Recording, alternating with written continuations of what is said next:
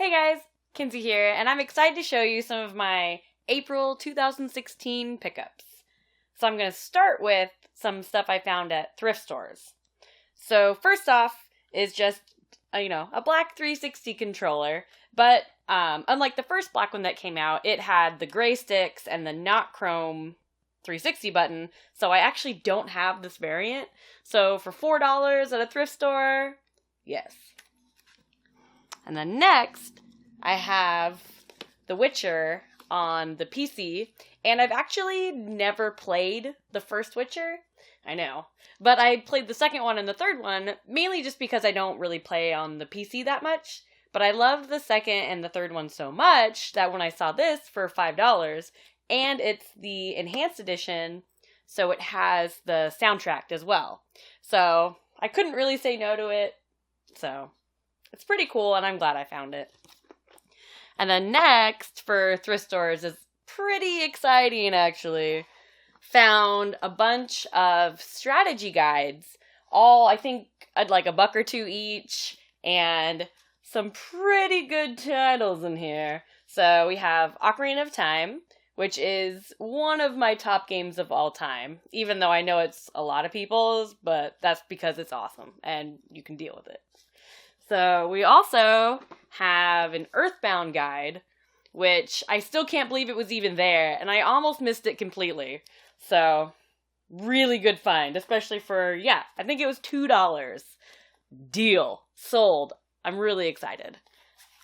And Donkey Kong Country, also super excited. And I have the Zelda one already, but none of these other ones I actually have, so pretty exciting. So Donkey Kong Country 2. Who got rid of these? Seriously. And especially, I'm really thankful for whoever priced them at $1 or $2. And then lastly, for the guides that we found, is Legend of Mana. So, also very excited. Like, normally when I go to thrift stores, the only guides I see are all Halo or SOCOMs and World of Warcraft. So finding something that's not those is really exciting. So next, I'm going to talk about some brand new stuff that I got. And I don't do that super often, so this is pretty exciting. So Metal Jesus let me borrow his Vita for the past month, because I've been traveling so much for work, and I went to PAX East, and so I could try it out. And I kind of fell in love with the system. I've been playing so many games on it, and it's actually really comfortable to hold, which is kind of my concern about it, which is why I never kind of bought one. But, so I got the orange one, and it's pretty much the most beautiful thing ever, and I'm super excited about it. So, this is it. It's beautiful. It's a really, really nice, like, kind of a matte orange, instead of, like, the Black Vita, which is shiny. And I actually really like this. I think it looks real slick, and I'm really excited to play more games on it. Next up is going to be the Uncharted, so I'm excited about that. And then, not really a game, but I went to PAX East, I bought one thing, and I bought Mr. Derpy Face Grunt plushie. At the store, they were real smart about how they labeled it, and they're like, this is the collector's plushie, and I was like, I'm a collector. I should buy that. And I did. So, last PAX, I bought the Elcor plushie, and I have the Nug, and the Mubari, so I think Bioware plushies is kind of a thing now. So I probably have to? Yes. Alright, so there's him. And like all of my videos, I do try to pair everything with a beer. So, the first beer that I'm doing is the Ecliptic Orbital IPA. And part of the reason I chose this one is this is kind of a new brewery that I've fallen in love with. And I was actually first attracted to the label. So, I mean, judging a book by its cover isn't always the worst, because then you find something new. So all their labels kind of have this simple, like, spacey look, and I really, really like it. So let's pop this bad boy open and see how it tastes.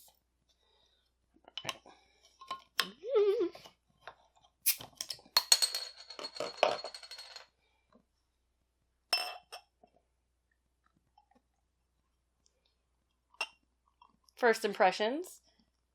Nice kind of golden IPA color.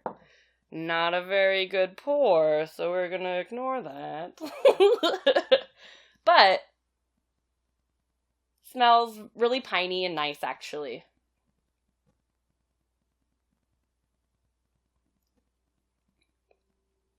It's very good. It has kind of like a little bit of a hot bite, but like with me, IPAs are like, I love IPAs, but they really easily kind of cross that IBU line where I can't do it anymore. And an IBU is the International Bitterness Unit, so that's kind of saying how hoppy it is, if you want to say it that way. So it's pretty good. It's not too hoppy. This brewery is out of Portland, Oregon, so I should really visit it sometime. It's really not that far away from me. But yes, I think it's a win. It's real good. So next, I want to talk about some games that I got at the Cowlitz Gamers for Kids Retro Gaming Expo, which is an expo down in Longview, Washington, that is all pretty much for charity. So, which is really cool. So I want to start with the Sailor Moon S on the Super Famicom. And what's really funny about this game is, so I collect Sailor Moon games. I'll probably make a video at some point about that. But I'm super not organized sometimes when it comes to my collection. I know like Metal Jesus and Kelsey and a lot of those big collectors use an app. That's a little bit too together for me, apparently. So when I picked this up, the person I bought it from was even like, "Are you sure you don't have that?" And I was like, "I'm not sure. I don't think so." So even the person I bought it from assumed I already had it. And then I got home, sure enough, I already had it. So it's a good thing. I mean, I think I bought this for like $5 or $10, so it's fine. And doubles aren't the biggest problem in the world, so more games. But it's funny, because I'm sure other people do that too. They rebuy games accidentally all the time.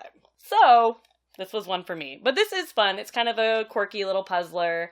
Like, you can pick a Sailor Scout to play, and each of them have their own, like, special moves and attacks. So it's really fun, especially 2-player. And then I have Odomedius? But it was sealed brand new, and it was in a $3 bin, and I couldn't say no. I really liked some of the other kind of, like, sexy girl shoot-em-ups like Death Smiles, so I figured why not? It says inspired by Gradius, so that's a good game. But I haven't heard the best of things, but I'm still going to try it, especially for $3.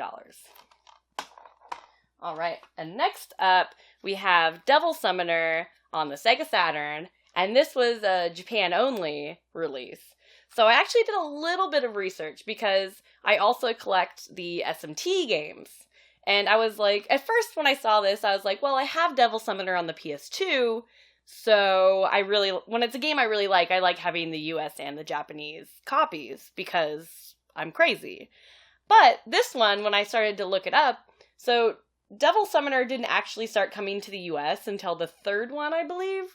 So this is one we actually didn't get, which is really exciting to me, except that I can't play it. Well, I can, but I don't know what they say. But I don't know. Doing the research, it actually made me way more interested and way more excited that I found this for as cheap as I did. Next up, Every Extend Extra on the PSP. And this was actually, I'm pretty sure, in the last pickup video that I did, but it was the English version. But at the expo, this was in a $1 bin, and it's sealed brand new. And like I said, I kind of am crazy, and I really like owning both the US and the Japanese of some games. And partially also because the covers are also different, and this one looks really awesome. So, might as well, especially for the price. And then next, so the Cowlitz Gamers for Kids, they usually have kind of exclusive homebrews, and published by John Hancock, who's awesome, and I'm assuming a lot of you know who he is. But, so this one is a homebrew, and it's kind of a cool platformer. And what's really cool about this one is you can change the filter, so you can make it look like an old TV. Like it's pretty cool what they did with it, and it's for charity. And then This one is really awesome because it's on the Atari 2600. It's a sort of like a Zelda-like game, but I think my favorite part is that there's a lot of effort put into this. So it comes with a little skeleton knight guy, comes with a bonus DVD, and it even comes with a cloth map, which I actually thought was, like, pretty impressive for just a homebrew. So I was really excited to get this. And charity. So that's awesome. And then a couple other things I got at the expo. I got Kirby's Return to Dreamland. I actually didn't have this, and I've always heard really good things. I can't wait to play it multiplayer. So I'm not really sure why it took me so long to get it, but I'm excited. Also, I got Rodeo the Sky Soldier. It's kind of a cool action, almost like flying shootery based game. And it came out on the Wii also, but this is like a newer version. They added a couple things. They added like a fuel gauge, and I've never played it, so I'm excited to give it a try. The last thing I got at the expo is I got a Watermelon 64 controller, and I collect the different Funtastic 64 controllers. I already have a Watermelon one, possibly more than one, but now I definitely do. But I couldn't say no. This was like $20. The stick is really, really nice. The whole thing's in really good shape. And I'm also a sucker. So I was like, oh, I want that. So I bought it. So these next items I actually got at a local video game store, Another Castle, which is my favorite. So I shop there a lot. The first item is a Game Gear. It's for the Game Gear, and it's an adapter so that you can play Master System games on your Game Gear, because I'm pretty sure that's what you've always wanted to do. And I do have a little bit of a Game Gear collection going on, so I think this is kind of a nice little thing to add to it, and I was really excited to find it. And the next item, I have this red 64 fishing controller, because why not? But this one's actually pretty cool. I collect 64, so I couldn't not buy it. It takes batteries, so it has the rumble, and it puts tension on the line, which I thought was actually pretty awesome. And even though I don't know if I'm going to play Bass Fishing 64, this makes it a lot more likely. And it's so unique that I had to get it for my collection. Alright, and then next, we're going to have another beer. And this one's actually a little bit special to me. It is the Transistor IPA, which is the KEXP beer. And KEXP is a local Seattle radio station, and it's a nonprofit, and it plays awesome music.